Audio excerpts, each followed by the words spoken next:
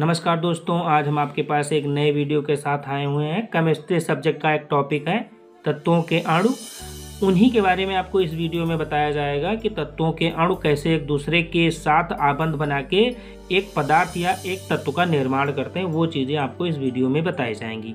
Video start करने से पहले आशा करता हूँ यदि आप हमारा वीडियो पहली बार देख रहे हैं और चैनल पर पहली बार विजिट हुए हैं तो चैनल को सब्सक्राइब कर लें, जिससे आपको आने वाले समय में ऐसे ही नॉलेजेबल वीडियो मिलती रहे। यहाँ पर हमने जो टॉपिक लिया है तत्वों के अणु, तो तत्वों के अणु को क्या कहते हैं? वो कहलाता है समपरमाणुक अणु। तत्वों के अणु को कहते हैं समपरमाणुक अणु कहते हैं। कैसे कहते हैं वो आप समझने की कोशिश कीजिएगा।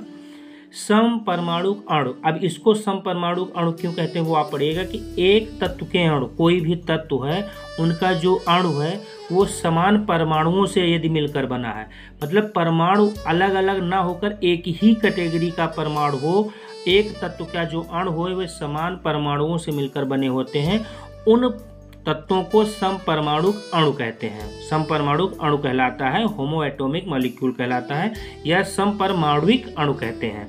ध्यान से देखिएगा कि कोई तत्व है, अगर वो तत्व समान परमाणुओं से मिलकर बना, एक ही कैटेगरी के परमाणुओं से मिलकर अगर कोई अणु बना है तो उस तत्व को समपरमाणुक अणु कहते हैं या होमो एटॉमिक मॉलिक्यूल्स कहते हैं। और ये होते किन, ये चार प्रकार के हो सकते हैं। ए तो हो सकता है एक परमाणुक, द्विपरमाणुक, त्रिपरमाणुक या फिर बहुपरमाणुक हो सकते हैं। अब एक एक करके हम आपको बताएंगे कि एक परमाणु कैसे होगा, द्विपरमाणुक और त्रिपरमाणुक या फिर बहुपरमाणुक कैसे हो सकता है, कोई तत्व कैसे हो सकता है। यहाँ पर हमने फर्स्ट ऑप्शन लिया एक परमाणु, या मतलब मोनो एटॉमिक मॉलिक्यूल्स, एक परमाणुक अणु, मोनो एटॉमिक मॉलिक्यूल्स। आपको पता होगा कि हीलियम, नियॉन, आर्गन और क्रिप्टॉन ये गैसें हैं जिनके अणु केवल एक अणु से मिलकर बने होते हैं, मतलब एक ही परमाणुओं से मिलकर ये अणु का निर्माण होता है। जैसे कि आप बता दूं, जो हीलियम गैस है ये एक निष्क्रिय गैस होती है, या फिर नियॉन जो होता है वो भी एक निष्क्रिय गैस होती है। निष्क्रिय गैस उनको कहते हैं जो किसी भी, जितने भी पदार्थ आज तक ज्ञात हुए हैं, ये हीलियम किसी भी पदार्थ के साथ अपना संयोग नहीं करती है, ये अकेले ही रहती है, इसके किसी दूसरे तत्वों की आवश्यकता नहीं पड़ती है। इस वजह से हीलियम और नियॉन को निष्क्रिय गैसें कहते हैं। तो हीलियम अगर कहीं पर टहल रही है तो वो अकेली ही रहेगी, इसके साथ कोई भी पदार्थ संयोग नहीं करेगा या ये खुद किसी दूसरे पदार्थ के साथ संयोग नहीं करेगी। तो ऐसे तत्व जो एक दूसरे के संयोग से नहीं बनते, वो अकेला ही रहता है, तो वो एक परमाणु अणु कहलाया जाता है, उसको कहते हैं मोनो एटॉमिक मॉलिक्यूल्स। तो इनके जो अणु होते हैं वो केवल एक ही अणु से बने होते हैं, इनके पास कोई दूसरी पदार्थ या तत्व इनके पास नहीं आते हैं। इनकी प्रकृति जो होती है वो एक परमाणु होती है, तो इन्हें एक परमाणु अणु कहते हैं या मोनो एटॉमिक मॉलिक्यूल्स कहते हैं। तो ये समझ गए होंगे कि जिन पदार्थों के पास दूसरा कोई पदार्थ या तत्व ना मिले वे निष्क्रिय गैसें कहलाती हैं, ये किसी दूसरे के संपर्क में नहीं आती हैं, नहीं जुड़ती हैं, तो ऐसे पदार्थों या ऐसे तत्वों को एक परमाणुक मॉलिक्यूल कहते हैं। अब दूसरा है द्विपरमाणुक, इसको आप समझने की कोशिश कीजिएगा। द्विपरमाणुक किसे कहते हैं? कुछ अधातुएं, ध्यान दीजिएगा कि यहाँ पर धातुएं नहीं अधातुएं हैं। कुछ अधातुओं के अणु जो होते हैं वो दो परमाणुओं से मिलकर बनते हैं। कोई पदार्थ है या अधातु है तो उसका जो एक अणु होगा उसमें दो परमाणु मिलकर एक अणु का निर्माण करेंगे। ऐसे बने पदार्थ को द्विपरमाणुक अणु कहलाते हैं या डाई एटॉमिक मॉलिक्यूल्स कहते हैं। अब आप समझिएगा, अगर ऑक्सीजन आपको लिखने के लिए किया जाए सिंबल के रूप में तो आप लिखेंगे O2। अब O2 में देखिएगा O कितनी बार है, O+O, मतलब दो बार O जोड़ा गया है। तो कुछ धातुओं के अणु दो परमाणुओं से मिलकर बने हैं, सेम परमाणु होंगे क्योंकि यहाँ भी O है और यहाँ भी O है। इन दो, ये भी ऑक्सीजन का सिंबल है और ये भी ऑक्सीजन का सिंबल है, तो ये दोनों O जोड़कर O2 बनाएंगे जो कि ऑक्सीजन गैस हो जाएगी। यहाँ पर हमने लिखा है जैसे ऑक्सीजन अणु का निर्माण दो परमाणुओं से होता है। आप देख भी सकते हैं कि दो परमाणु हैं ऑक्सीजन के, इन दोनों को जुड़ने के बाद ऑक्सीजन गैस का निर्माण हो गया। ऐसे और भी कई गैसें हैं, लाइक नाइट्रोजन है। अब नाइट्रोजन में भी तो यही कंडीशन, N और N दो N मिलकर एक N2 का निर्माण करते हैं।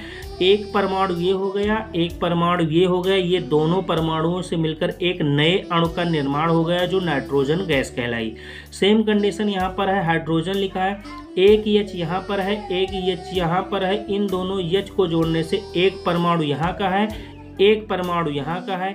इन दोनों परमाणुओं को जोड़ने के बाद एक नए परमाणु अणु का निर्माण हो गया। और सेम कंडीशन यहाँ पर आप क्लोरीन भी देख सकते हैं, यहाँ पर Cl2 है, मतलब एक Cl यहाँ होगा, एक Cl यहाँ होगा, एक परमाणु ये है और एक परमाणु ये है, दो परमाणुओं लिखा भी है, तो दो परमाणु मिलकर एक नए अणु का निर्माण कर देते हैं, वो बन जाती है क्लोरीन गैस।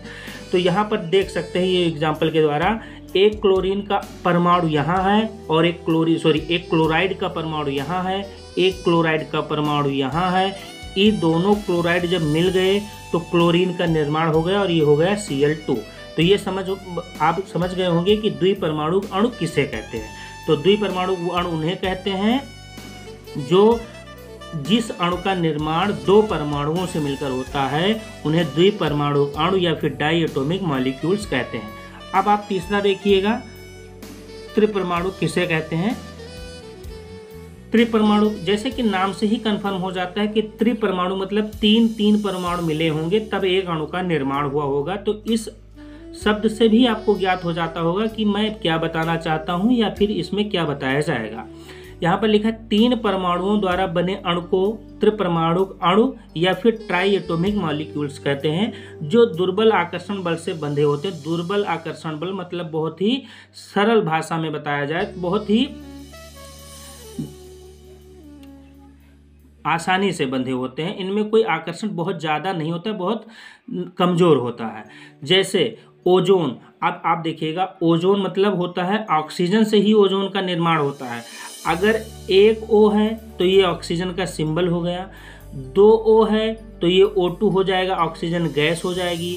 अगर एक O इसके साथ और संलग्न हो जाता है तो O3 का निर्माण हो जाता है और O3 के निर्माण से ओजोन का निर्माण हो जाता है। तो इसमें O के कितने परमाणु हैं? 3 परमाणु हैं।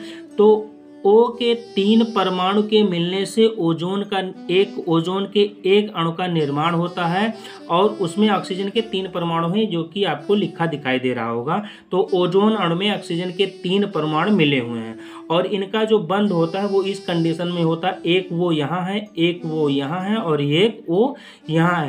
इन तीनों के आबंध से, चूंकि ये बहुत दुर्बल आकर्षण के बल के बंध होते हैं, तो इन ऑक्सीजन के परमाणुओं के मिलने से ओजोन का निर्माण होता है। ये आपका हो जाएगा। अब चौथा और लास्ट देखते हैं, बहुपरमाणु अणु किसे कहते हैं।